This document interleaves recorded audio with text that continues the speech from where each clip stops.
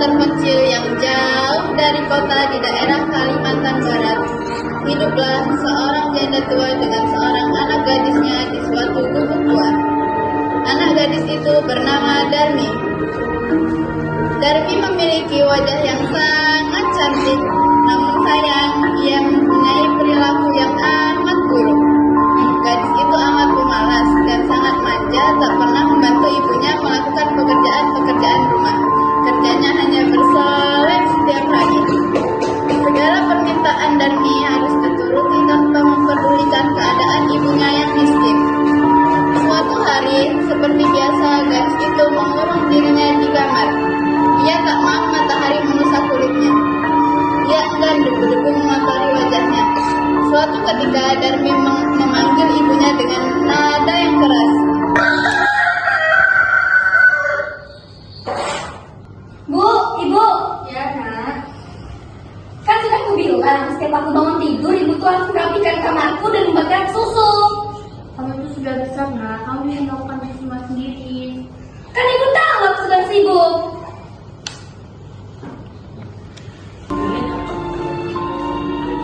Siang hari pun tiba. Sang ibu mulai bersiap-siap berangkat ke sawah untuk bekerja. Sementara itu, si Darmi tidak selesai-selesainya merias wajahnya di kamar. Sang ibu tidak lupa mengajak Darmi untuk membantunya di sawah. Nak. Apa sih, Bu? Nak, ayo bantu ibu kerja di sawah. Enggak lah, nanti kuku dan kulitku jadi kotor. Bagaimana? Apa kamu tidak bisa sama ibu, Nak? Aku lagi dandan, Bu. Ibu aja lah ke sana ke sawah. Lagian, tidak ada laki-laki yang tertarik dengan wajahmu. Ya udah, biar ibu aja yang ke sawah.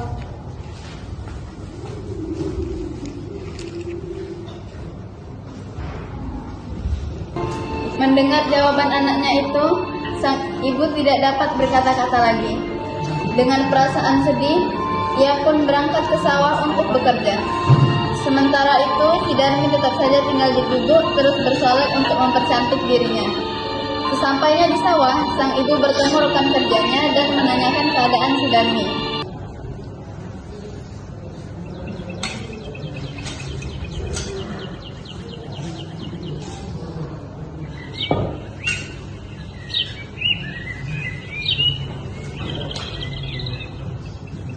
Gimana Darmi, Bu? Di rumah, Nak. Sedang apa kok di rumah itu? Nggak tahu, Nak. Mungkin sedang dandan. Loh, apakah dia tidak mengantarkan makanan untuknya? Nggak tahu, Nak. Ibu pulang.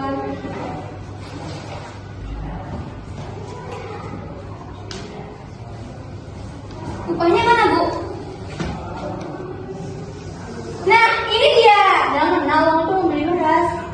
Bedakku habis, Bu. Mesti beli yang baru. Kamu memang anak atau diri, kerjanya cuma minta aja, tapi tidak pernah mau kerja. Meskipun marah, sang ibu tetap memberikan uang itu kepada Darmi. Hingga pada suatu hari, ketika ibunya hendak ke pasar, Darmi berpesan agar dibelikan sebuah alat kecantikan. Tapi ibunya tidak tahu alat kecantikan apa yang dimaksud. Kemudian ibunya mengajaknya ke pasar. Bu, belikan aku alat kecantikan lagi, Bu. Yang mana, Nak? Ibu nggak tahu. Yang itu loh. Kalau begitu, ayo temani ibu ke pasar. Aku nggak mau ke pasar bareng Ibu. Tapi ibu nggak tahu alat kecantikan yang kamu maksud, Nak. Ya udah deh. Tapi dengan syarat Ibu harus berjalan di belakangku. Memang kenapa, Nak? Ibu harus ngaca. Lihat wajah keriput Ibu dan baju kotor itu. Aku mau dengan Ibu yang berantakan seperti itu. Ya sudah, kalau itu maumu. Walaupun sedih, sang ibu pun menuruti permintaan putrinya. Setelah itu, berangkatlah mereka ke pasar secara beriringan. Darmi berjalan di depan, sedangkan ibunya mengikuti dari belakang dengan membawa keranjang. Meskipun keduanya ibu dan anak, penampilan mereka kelihatan sangatlah berbeda. Setelah belanja semua keperluan, ibu dan Darmi pulang. Tetapi di tengah perjalanan, Darmi dan ibu bertemu dengan temannya yang tinggal di kampung lain.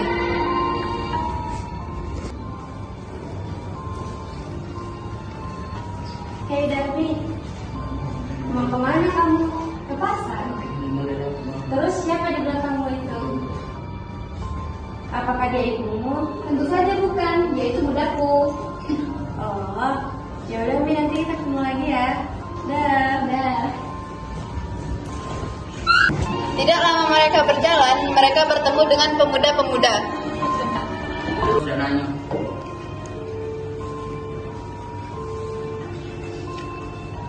Hai cantik, siapa yang berjalan di belakangmu itu? Apakah itu ibumu? Bukan, dia itu budaku.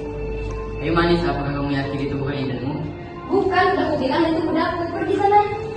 Astaga, jangan begitu meskipun dia budakmu. Alangkah terlupanya sang ibu mendengar semua itu. Hatinya menangis dan ia benar-benar tak berdaya menahan sakit hatinya. Ia berbisik dan memohon kepada Tuhan. Akhirnya si ibu pun berdoa. Oh ibu, ampunilah aku. Ampunilah dosaku. Ampunilah aku ibu. Maafkan ibu, nak. Ibu.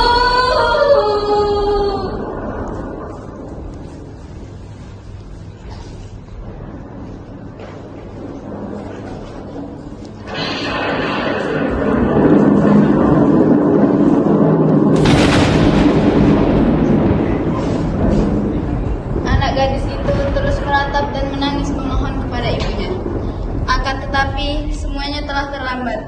Seluruh tubuh gadis itu akhirnya berubah menjadi batu. Sekalipun menjadi batu, namun orang dapat melihat bahwa kedua matanya masih menitikkan air mata, seperti sedang menangis. Oleh karena itu, batu yang berasal dari gadis yang mendapat kutukan ibunya ini disebut batu menangis.